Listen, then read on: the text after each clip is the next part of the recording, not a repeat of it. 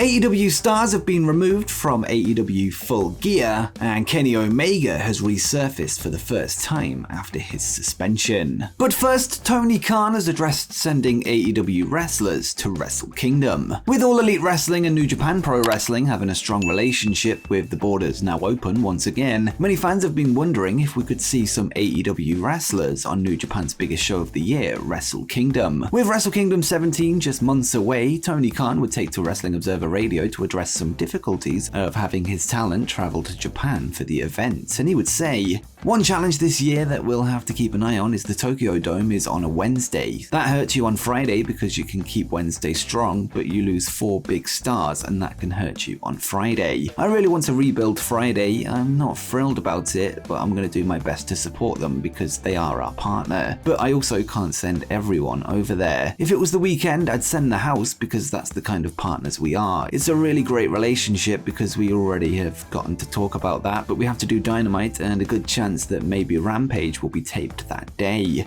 As is tradition, Wrestle Kingdom takes place on January 4th, which in 2023 lands on a Wednesday night. Wednesday is of course when AEW Dynamite is held, with Rampage usually being pre-taped on the same night for Friday. This makes it difficult to make the terms work for AEW, especially following the recent suspensions, with no return dates known for the Elite and CM Punk. Perhaps New Japan can send AEW some stars their way, although of course this then weakens the Wrestle Kingdom card, so it will be a difficult one for both sides to work out.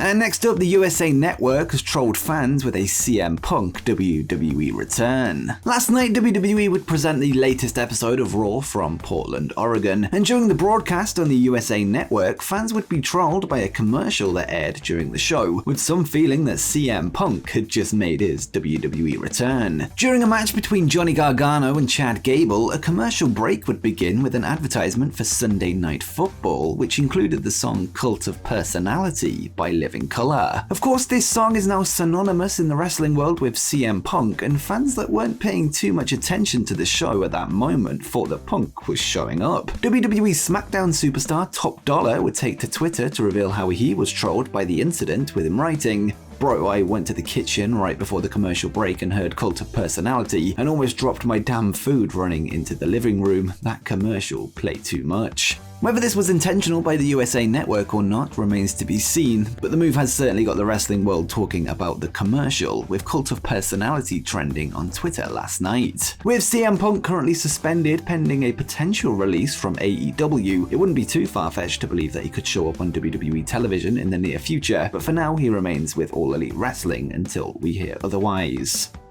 And next we have an update on the Young Bucks reaching out to WWE. Last week a report emerged from Wrestling Observer's Ryan Frederick that AEW EVPs, the Young Bucks, had reached out to WWE to gauge potential interest for when their contracts expire in 2023. While Fightful Select have reached out to their sources to try to confirm the reports, with one source indicating that they've been sworn to that the Bucks did in fact reach out to someone in management. With that said, there are mixed messages as the sources close to the Young Bucks have denied such communication, and Fightful would say, one source indicated that they've been sworn to that the Bucks asked to speak to someone in management, which we've been unable to confirm, but the rumor has persisted within WWE for several weeks. Sources close to the Young Bucks say that they haven't been given that indication whatsoever. That person would likely be in a good position to relay that information, but says they aren't sure who the Young Bucks would even reach out to in that regard. Fightful will then add that they've heard from people who worked in WWE talent relations, and they confirmed that WWE outright reached out to AEW talent last month, which further confirms recent speculation of contract tampering, although no specific names were given. Concerning the Young Bucks, a source that works close with WWE higher-ups confirmed that they'd heard the rumor that they reached out to WWE but hadn't asked people of influence within the company because they weren't sure how this would be received. It was added that it goes without saying that there would be interest in the duo were they to become available in the future. It seems that sources within WWE believe that they did reach out, although on the Bucks end it has been denied, which can be expected, meaning it's difficult to come to a conclusion either way.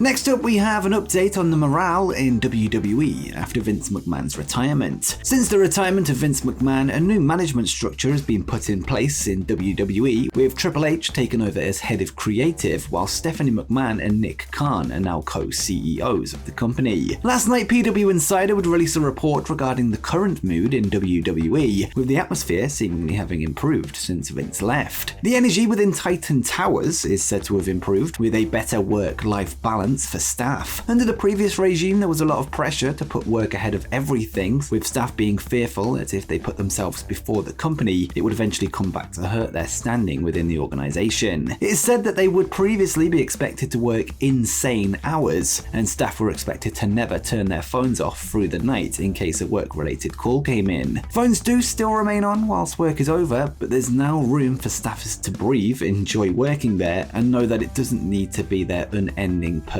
in life. One staff member described the possibility of bumping into Vince at the headquarters and describing it like running into the T-Rex from Jurassic Park. You didn't want to call attention to yourself. Stress levels are said to be much lower under the new regime, as the feeling is that they can go home at normal hours without feeling guilty. As for improvements in the creative process under Triple H, the changes were described as night and day. Writing staff are no longer being forced to hurry up and wait for McMahon's meetings to start hours late, or to over-focus on small, unimportant aspects of the job. The process is now said to be streamlined, with no time being wasted. It is now rare for the scripts to be ripped up hours before the show, which was typical under Vince, though rewrites are still part of the process.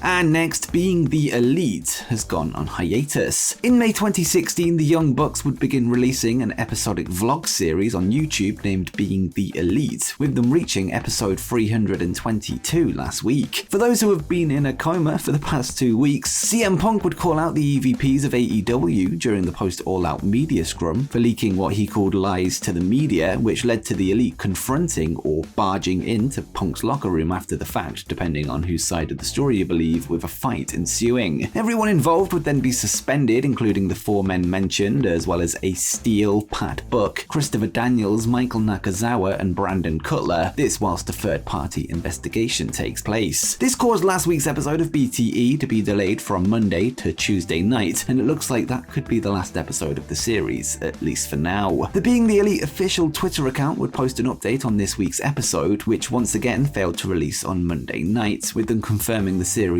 is now on hold, and they would write, "No Being the Elite this week, on hiatus until further notice." It remains to be seen when the show will continue, although you would expect its return upon the Elite's return to wrestling, whether that's inside or outside of AEW, depending on the conclusion of the ongoing investigation.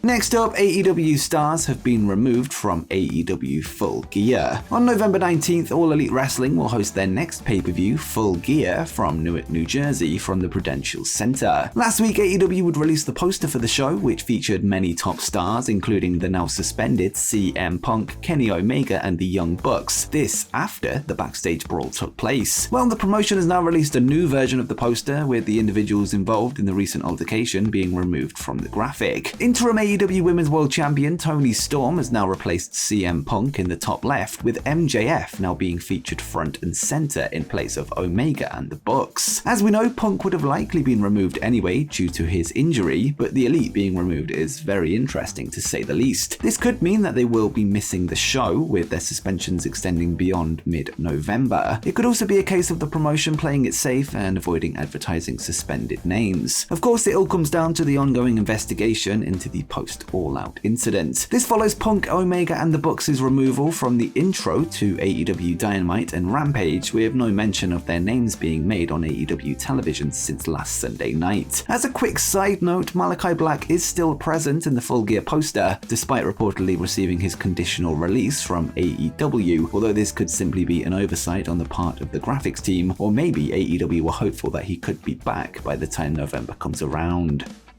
And finally, Kenny Omega has resurfaced for the first time after his suspension. Prior to the backstage conflict at AEW All Out, Kenny Omega would become the first ever Trios champion alongside the Young Bucks, with the trio now being stripped of their titles, being nowhere to be seen since. Well, Omega has finally resurfaced for the first time, appearing on the social media account of Hyoming, a Japanese apparel company. They would post a video of Omega seemingly responding to one of CM Punk's Media Scrum comments, where he stated that AEW's EVPs couldn't run a target. Omega could be seen pretending to operate a till in what appears to be a shot at Punk's remarks. The belief on social media is that the former IWGP Heavyweight Champion is in Japan for the Tokyo Game Show convention, with him seemingly in good spirits. I do find it interesting that Omega would reference the ongoing situation due to the apparent legal implications of doing so, with this hopefully being the beginning of some kind of resolution and perhaps a storyline going forward, although this remains to be seen. It was reported by The Wrestling News on Twitter that Omega and Punk did talk after the incident, although they were described as non-fruitful. There is no sign of physical damage to Omega sustained from the fight, although he is wearing a long-sleeve t-shirt, potentially to cover up any teeth marks allegedly left by a steel. But what do you make of Kenny Omega's latest public appearance, and is it a shot at CM Punk?